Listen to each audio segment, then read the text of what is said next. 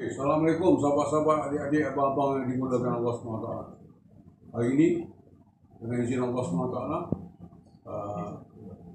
saksi depan mata korang semua, busur buatan saya sendiri hanya menggunakan barang kikir dan sandpaper saja. Alhamdulillah telah siap bersama dengan kayu-kayu hutan tempatan Malaysia yang hebat-hebat ya.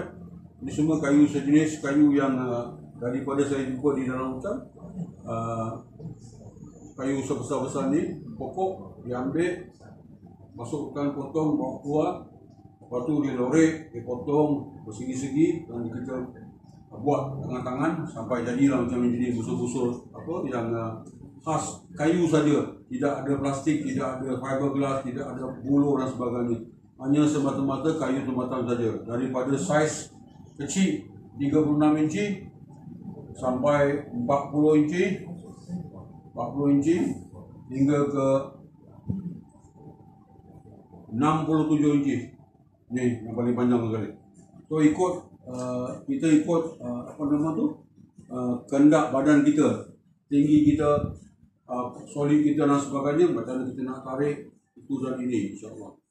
So nanti bagi siapa yang berminat untuk mendapatkan busur Sun Babylon know-how, inilah brand dia yang saya tunggu sekian lama saya buat. Alhamdulillah, nanti boleh terus WhatsApp saya di nombor 017 600 1564. Saya ulangi lagi sekali, 017 600 1564. InsyaAllah, mudah-mudahan setiap orang Islam yang ada rumah masing-masing mesti ada satu busur dan anak panah sebagai satu peringatan untuk kita sentiasa bersiap sedia. Dan juga ini adalah sunnah Nabi. Semua siapa yang ada panah busur di rumah, sudah tidak akan ada muflis di rumah masing-masing. Dan setiap kali kita memanah juga, kita dapat pahala. Allah SWT beri kepada kita.